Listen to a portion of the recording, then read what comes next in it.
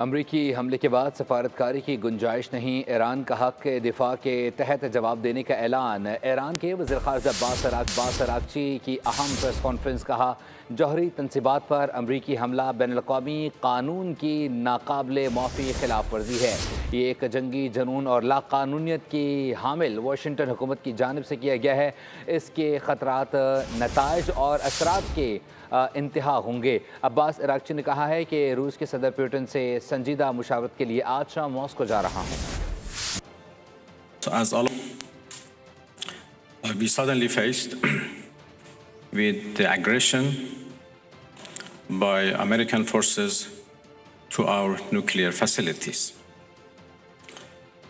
The Islamic Republic of Iran condemns in the strongest terms the United States' brutal military aggression against Iran's peaceful nuclear facilities. It is an outrageous, grave, and unprecedented violation of the fundamental principles of the Charter of the United Nations and international law. The warmongering and lawless administration in Washington is solely and fully responsible for the dangerous consequences and far-reaching implications of its act of aggression. Subscribe करें और bell दबाएं ताकि कोई खबर रह न जाए।